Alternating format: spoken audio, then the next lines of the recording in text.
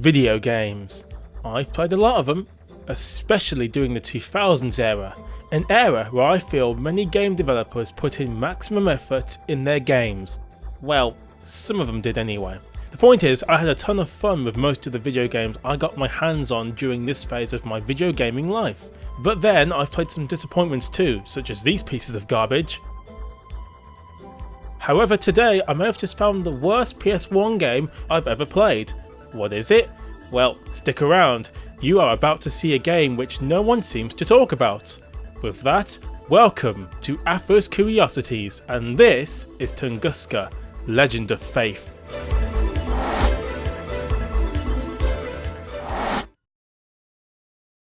Ah yes, from what I could barely find online, Tunguska was developed by Exorcist and published by Project 2 Interactive BV.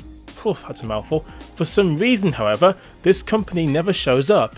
Instead, the gameplay claims that Take-Two Interactive proudly presents this wonderful work of art.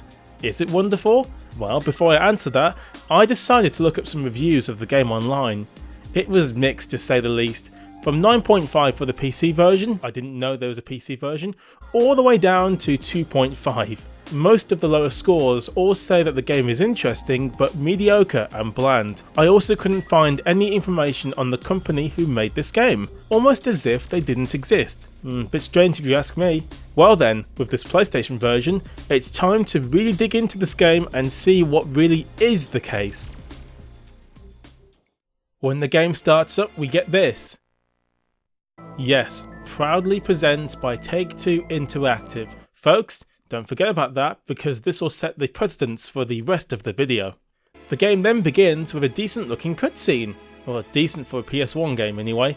We're in prison, and this guy, well, I don't know his name. I know, let's make up one for him. Let's call him Scotty Marshmallow. That'll do.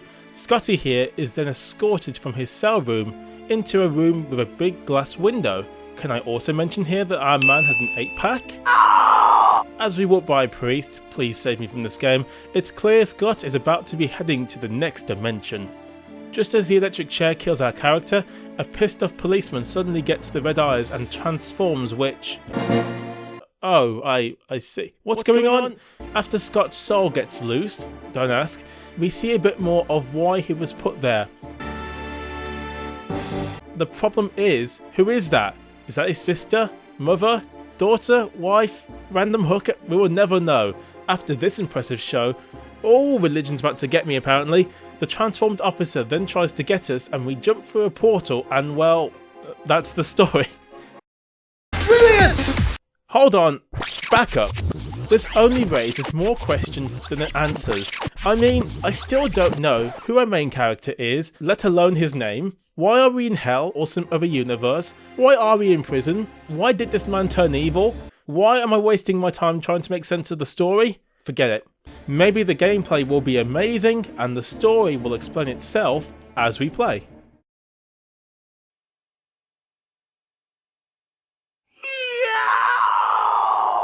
You know the saying, first impressions count? Well, this game throws that out of the nearest window. The graphics are hideous! It's taking the Resident Evil approach, as you can see, pre-rendered backgrounds and 3D models for the characters and items. Sound idea? Well, this game doesn't think so! The backgrounds are blurry as heck. They made zero attempt to blend it in with the 3D models. It makes the characters stick out like a sore thumb. Now, if this was the only issue with the game, I wouldn't care, but oh boy! Wait until we start moving.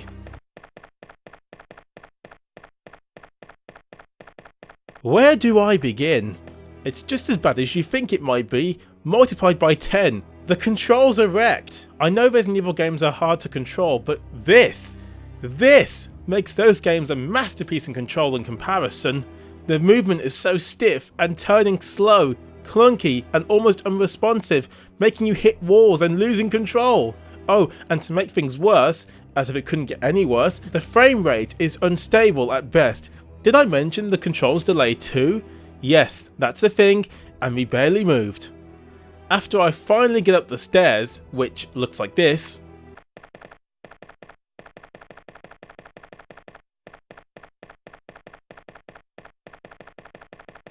I used the triangle button to enter this mist lookalike interface. And that's being kind.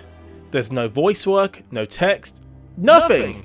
No information to give us a clue as to what to do next or any information on my environment. To give you a good example, let me show you what I mean by this.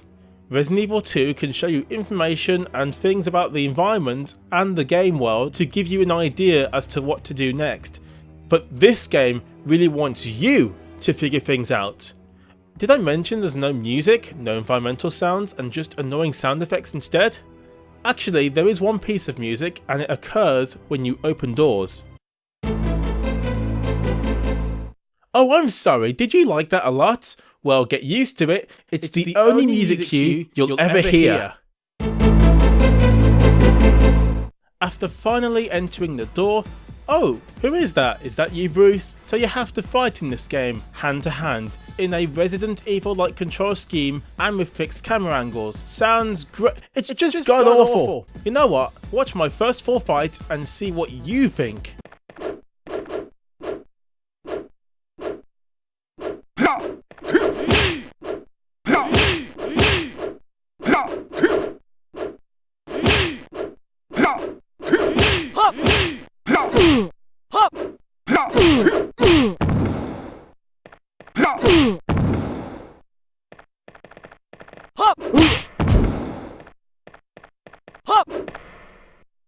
If you thought that was just sad to watch, imagine playing it. Let's go into why this fight was a piece of mammoth dung.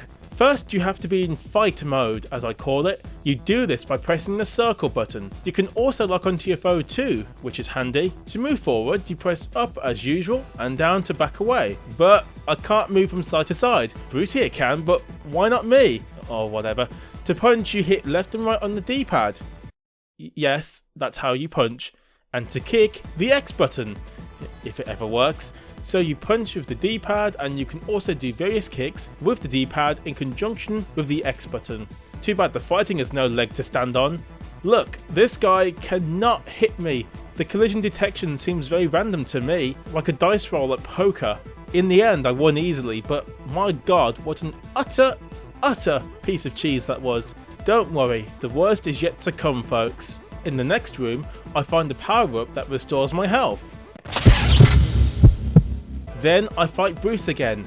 Yep, they are that lazy with character models. After one of the worst fights ever seen by modern eyeballs,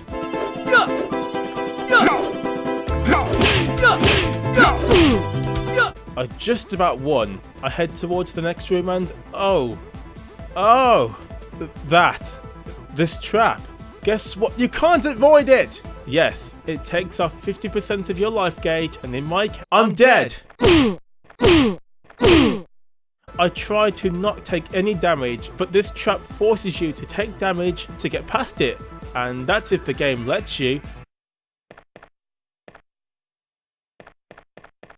This game gives you a very, very small window to get past, and believe me, you will not! I got through eventually by jump kicking my way through, coding at its best here, clearly.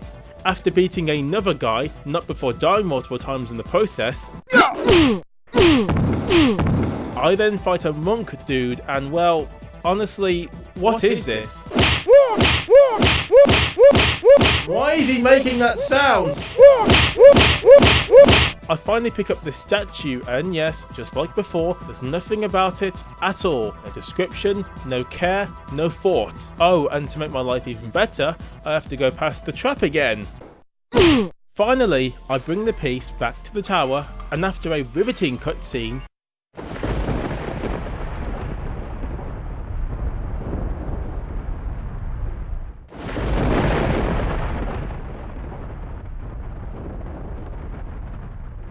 can't you tell? This game is as exciting as watching an old man walking across the road 100 times over and still trying to impress his missus by being able to walk down the road without being hit by an 18-year-old. Another fight, and well, joy of joy. I was stuck here. The woman I had to face here was just relentless. I could barely move or do anything to defend myself, and since I had so little health left over, I died a lot. Eventually, after persistence and being cheap and breaking the game's artificial intelligence, I get through. Then, when I was trying to get my health restored, I die over and over from this stupid trap nonsense. This continued until I went into this room. Another woman with a sword who couldn't even give me half a chance, and using the art of common sense, predictably killed me multiple times over. This was the first time I thought about quitting this game, but I persevered like an idiot and finally got the other statue. It was a very hard journey, but on we go.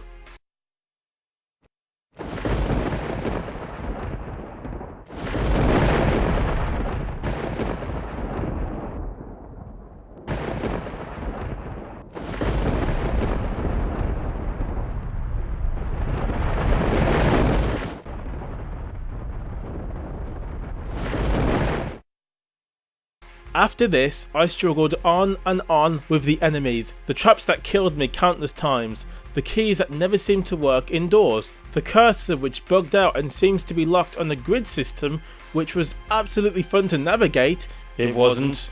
Oh, and these foes which I couldn't beat for the longest time.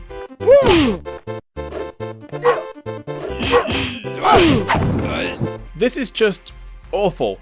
Absolutely abysmal. Nothing in this game works. Nothing at all. Everything is on amateurish levels of polish and quality. I swear this game was thrown out the door on purpose by Take-Two. Surely, you couldn't have been proud of this. Proudly presents? I'm sorry, what is there to be proud about? The company who made this game have no other game credits to their name. I bet Take-Two wiped them out so that people could never see this pile of garbage. You know what, before I leave, let me show you some more epic highlights from my fights. Sorry, when I mean epic, I mean shit.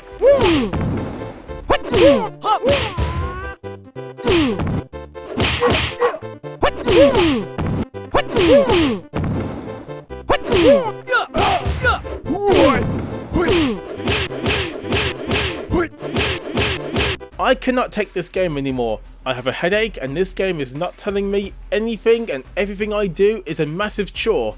This possibly might be one of the worst PS1 games ever made.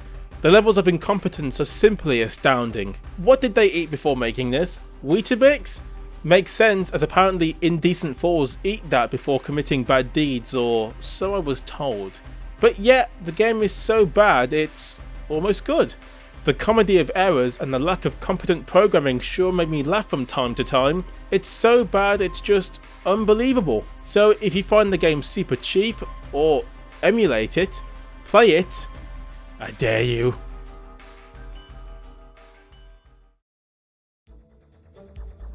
And there you have it, an unknown game getting ripped apart by yours truly. The game is just incredible for all the wrong reasons, but as I said in the video, it's so bad it should actually be played. It should also be used by those looking to get into the games industry as a wake-up call on how not to make video games. Unless you want to make piles of complete wastes of people's time, that is. Anyway, let me know what you thought of this waste of PS1 potential. Thank you once more if you made it this far in the video, and I hope you enjoyed what I did today. Until then, I will catch you in my next video.